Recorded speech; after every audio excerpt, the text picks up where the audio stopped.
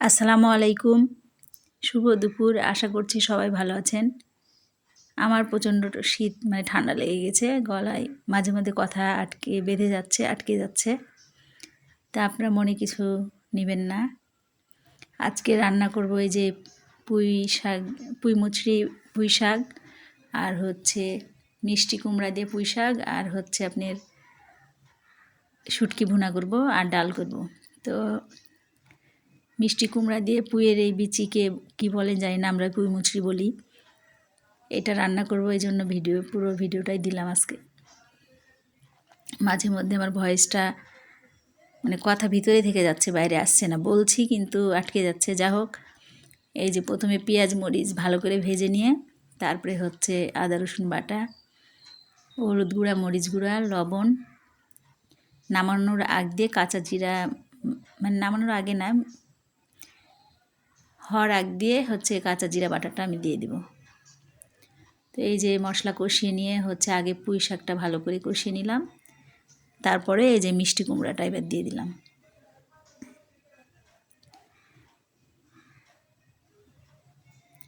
এটাতে পানি দেওয়া লাগবে না। ঢাকা দিয়ে দিয়ে সময় নিয়ে কষালে এটা হচ্ছে পুঁই শাকের যে পানিটা বের হবে আর মিষ্টি কুমড়াতে যে পানিটা আছে এটাতেই সিদ্ধ হয়ে যাবে। খেতে অনেক সুস্বাদু ও অনেক মজা হয় এই রান্নাটা। এর সাথে আপনারা শুটকি মাছ দিয়েও করতে পারেন, যারা শুটকি পছন্দ করেন, বা চিংড়ি মাছ দিয়েও করতে পারেন। আমি কোনোটাই দিইনি, এমনি করছি।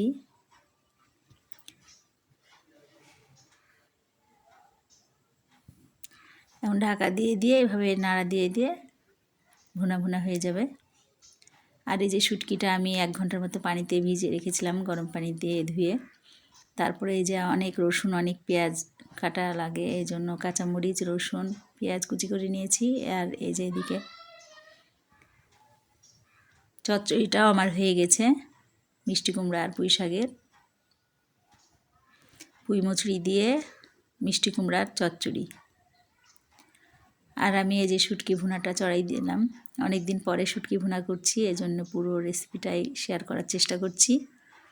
প্রথমে সরিষার তেলটা গরম করে নিয়ে কাঁচা পেঁয়াজ, মরিচ আর রসুন যে আমি পরিষ্কার করে রেখেছিলাম, রসুনের কোয়াগুলো গোটায় রেখেছি আর পেঁয়াজগুলো কুচি করে নিয়েছি, কাঁচামরিচও ফেড়ে দিয়ে দিয়েছি। এই যে এই পর্যায়ে লাল লাল হয়ে গেলে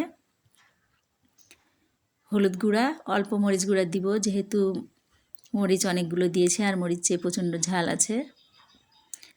আর এই যে জিরা গুঁড়া দিয়ে দিলাম, কাঁচা জিরা। অনেকেই শুটকিতে আদা রসুন ব্যবহার করেন না, আমি আদা রসুনও দিয়ে দিয়েছি। অল্প করে দিব, হালকা দিব। এখন দিয়ে নিয়ে যে একটু নেড়ে নিয়ে এই যে অল্প আদা রসুন বাটাও দিয়ে দিলাম। আমার ভয়েসটা আপনাদের বিরক্তি মনে হলেও ক্ষমা করে দিয়েন, আটকে যাচ্ছে ভয়েস।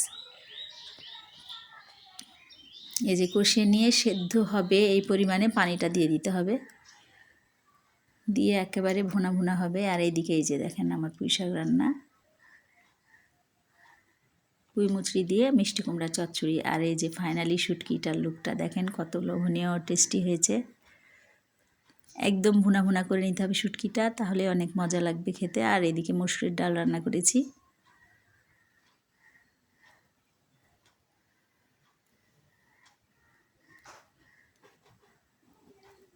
এই যে খাওয়া দাওয়া শুরু। সবাই ভালো থাকবেন, সুস্থ থাকবেন, নিজের প্রতি খেয়াল রাখবেন। এই যে রসুনটা ঠিক এইভাবে। আল্লাহ হাফেজ।